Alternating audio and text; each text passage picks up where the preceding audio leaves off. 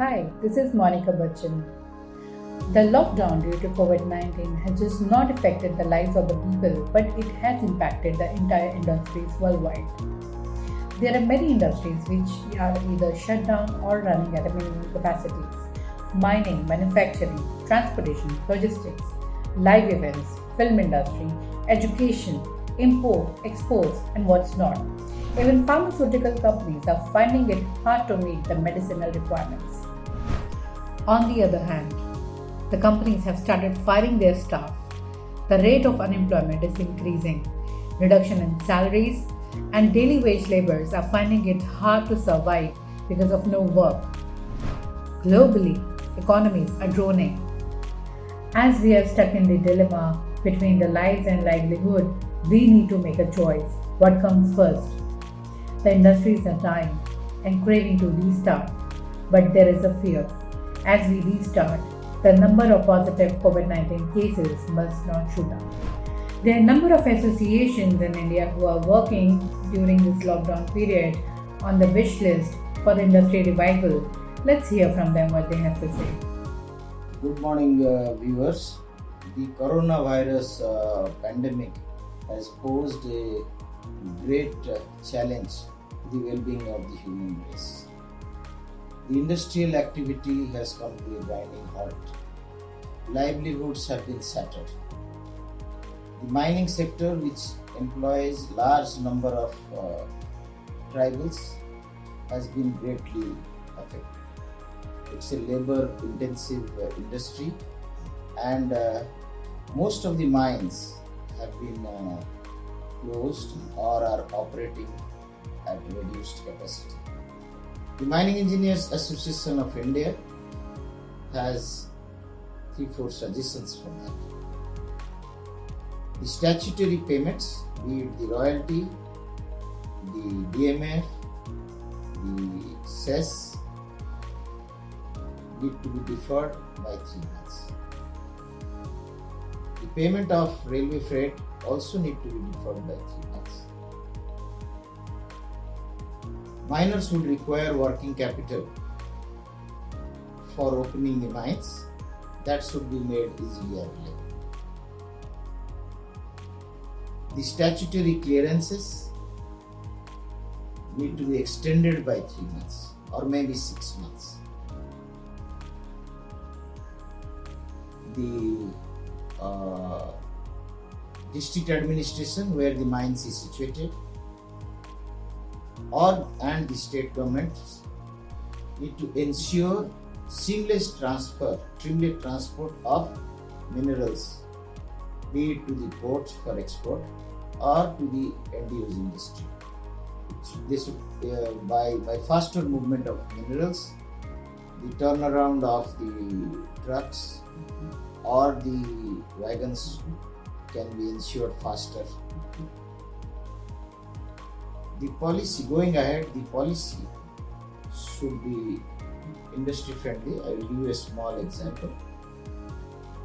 We had a new exploration policy, and that was meant to attract private investment and foreign direct investment to this vital sector. This did not meet its desired result. It could not enthuse foreign direct investors nor the private investors to invest in this very vital sector. I'm sure the government needs to facilitate and make going forward would make more industry friendly policies, so that under the guidance of the government, with the help of the government and the mining industry, this vital sector should grow and make minerals available to the end-use industry at most competitive price. The mining sector would contribute to the national GDP post the revival. I am pretty confident about that, and also create large-scale employment opportunities for all. Thank you. we have to really commend and appreciate and also salute to the Honorable Prime Minister and the respective Chief Ministers for taking care of entire population of the country in order to protect from Corona, which has been originated from China and spreading all over the world. As regards the mining industry that is to be revived post lockdown period of the Corona, the request is to consider their payment of the power bills, the payment of the debt rent, and also soft loans to be given to the MSME industries. As regards the consideration of the power bills and also payment of debt rents, either the deferment of the payments has to be considered or loans to be given to pay those things so that they should be paid without interest. Coming to the MSME, the soft loans are to be given to them without interest so that they can revive the MSME industries as well. And coming to the payment of the royalty and other things, I think they need not be considered, that they have to be really paid by them because they do the business. And with reference to the statutory clearances which are there as of today, to be extended up to September 30th or December 31st in order to have the clearances continued for the production they make post lockdown period. And as a mining industry, I think they are pretty confident in reviving their industries all by themselves so that they can have the industry revived without any difficulty if these small things are considered. And with reference to the payment of the salaries to the employees, I think the Government of India and the respective state governments as on today have given directions to pay full payment to the employees, which they are requesting to reduce it to either 50% or payment of the salary to be made as per the need of the employees. I think this is the minimum thing which has to be considered, and we can really revise the orders from the government side. Thank you. Wish you all the best. Stay safe. Stay at home. On behalf of the Pellet Manufacturers Association of India, I would like to thank Metalogic for giving us an opportunity to share our thoughts on the pellets industry and what support we need from the Government of India. To say a few words about the industry, India has a capacity of around 85 million tons per year of producing pellets, out of which 50% is used for captive consumption. The other 50% is distributed between domestic sale and a little bit of exports. I would like to say that the pellet industry of India has done a magnanimous move by contributing significantly towards the Prime Minister's and Chief Minister's funds. They have opened their hearts and their purses to give the amount despite being under tremendous financial stress themselves. Now, what are our expectations from the Government of India after the lockdown is finished? Firstly, as I mentioned earlier, the pellet capacity in the country is much more than the actual demand. So the Government of India can do two things. One is to facilitate exports of pellet. Mind you, export will only be done after meeting the entire domestic demand of the country. The second method could be that the local Indian industries, steel industry in particular, like RINL and Steel Authority of India, could be encouraged to use pellets in their blast furnace feed. Thirdly, what help the government can do is that during the lockdown period, the pellet plants have been paid salaries to workers. This salary can ideally be reimbursed by the government, or better still, they can take it as an advance tax to be paid by the pellet producers for the next financial year. Third is the Provident Fund, ESIC and all should be borne by the government for this period. Third is all electricity dues, all payments towards GST should be allowed, should be given reimbursement. Finally, I would request the government to pay a special attention to the pellets industry. This is an eco-friendly raw material of the steel industry, and it is a value-added product from the mines to the steel plant. I would like to end by saying that the Prime Minister's vision of producing 300 million tons of steel by 2030, pellets industry could play a very significant role. To paraphrase what Neil Armstrong said when he set forth on the moon, pellets industry could play a small but vital step in the giant leap of producing 300 million tons of steel by 2030. Thank you. At the very outset, the Indian steel industry would like to warmly welcome the extension of the lockdown announced by our Honorable Prime Minister till the 3rd of May of this year. We have been classified even earlier as an essential service, and of course we are a continuous processing industry. We have also given our assurance to the government that we will maintain all the SOPs necessary for ensuring the health and safety of our staff and workers in our plants. These will be strictly as per the advice given to us by the Home Ministry in today's guidelines, plus a whole list of protocols which we have put together and provided to government. One particular aspect that draws our attention and is important from the point of view of the steel sector is the opening up of public transport, interstate movement of goods of all kinds, whether these be by road transport or rail or air freight, and even by inland waterways. This will assist the steel sector and the manufacturing area of our economy greatly. Along with this, special mention must be made of the fact that the guidelines also allow the free movement of contractual labor. One major problem that we have been facing is indeed the availability of labor in all our operations in our plants and in our downstream.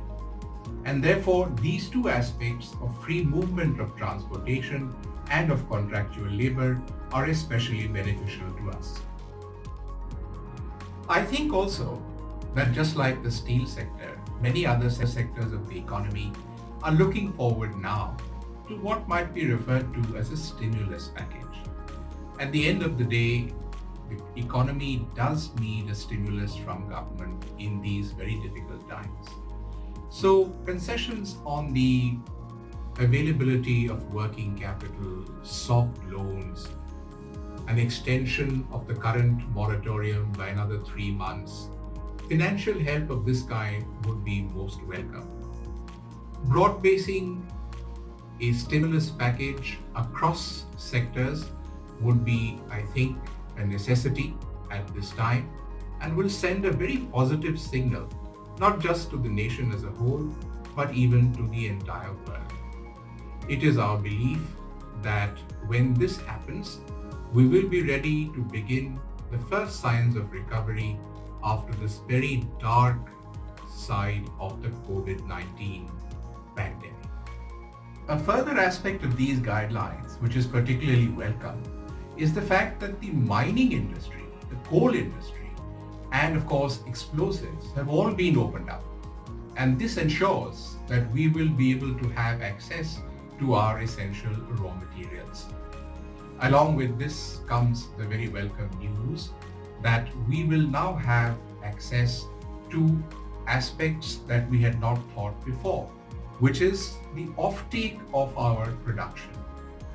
Now that the guidelines are also opening up the construction sector, the infrastructure sector with roads and bridges and highways, and of course, this will boost demand and help us to dispose of some of the materials that have stockpiled in our plants.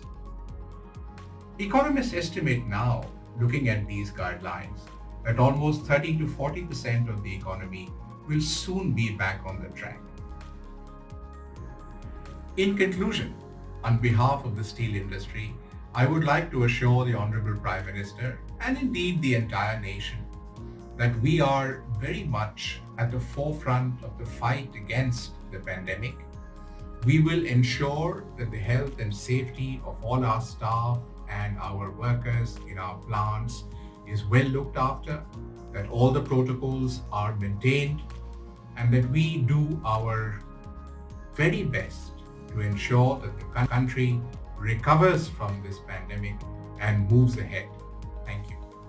Industry friends, we all are aware that we are passing through a very critical phase. All are impacted globally by this COVID-19. I will confine myself to the sponge iron and sponge iron based industry.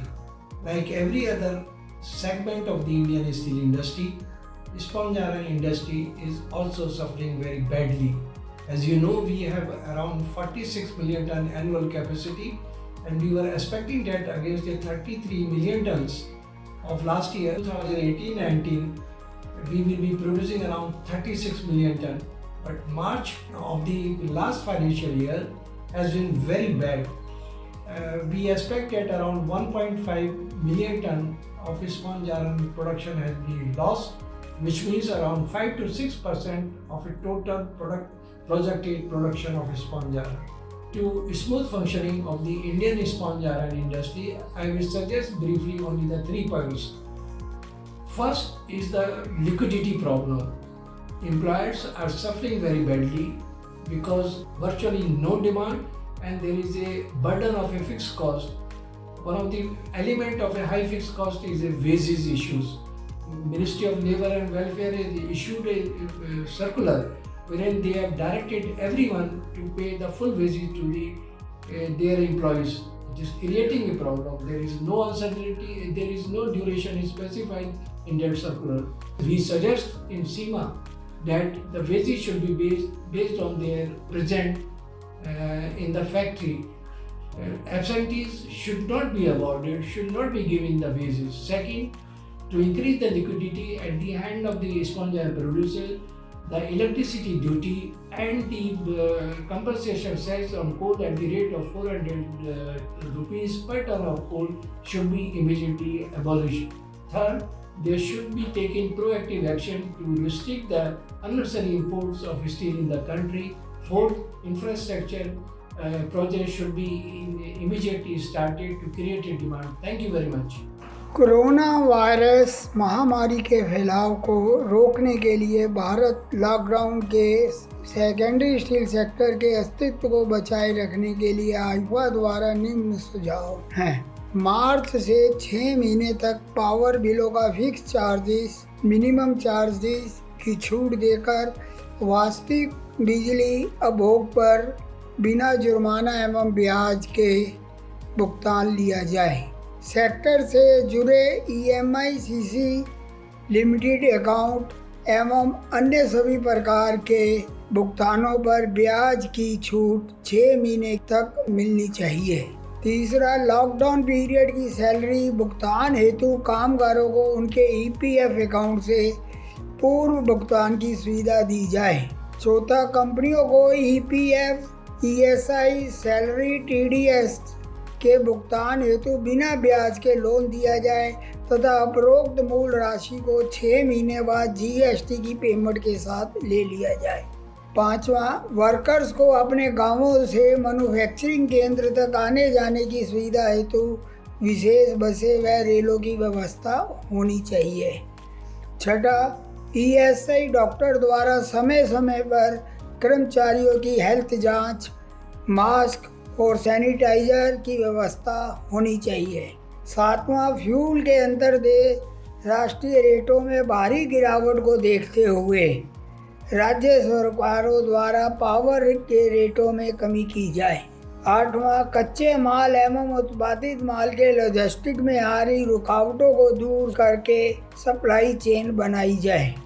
नौवां, सभी लाइसेंसों की validity 6 माह की बढ़ोतरी के साथ मानी जाए और भविष्य में स्टील की डिमांड कैसी रहेगी इसके बारे में हमें सोचना पड़ेगा कि हम पुनः वो जो डिमांड थी देश के अंदर उसको हासिल कर सकें। धन्यवाद। I am N.K. Sood, Executive Director, COSMA, representing non-integrated cold rolling industry. manufacturing the value-added SIA, GPGC, color-coated and CRNO, and meeting the requirement of consumer durable industry, auto industry, furniture and infrastructure sector. As rightly quoted, "Jaan hai to jahan hai." In the process, economic growth has taken a big hit, and so also the production of the cold rolling industry also got affected in the last 10 days of March, and the same will continue to get affected much beyond the lock-in period. Government in the meantime announced release of rupees 1.7 lakhs for a certain section of society, and RBI announced monetary policy. While announcing these measures at that point of time, it was mentioned that the employer should pay their employees for the complete period of lockdown. Keeping in view that there is no production since third week of March and production to get affected much beyond the lockdown period, the following is suggested to revive the growth of the industry. Interest waiver on term loan and working capital loan for a period of 3 months in line with EMI moratorium as announced by RBI. May also consider loan at MCLR rate. Any contractual agreement with regard to supply and purchase need to be relaxed considering COVID-19 force majeure. Fixed charges pertaining to electricity and PNG to be waived. Waiver of container detention and the ground charges at the ports to be extended beyond 14th April.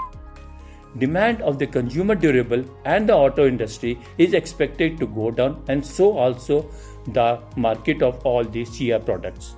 Government may consider investment at the earliest on the various infrastructure projects to generate demand. Thank you. I think the biggest priority right now is to look after the health and welfare of the people, and therefore any revival plan of the industry must factor in this aspect.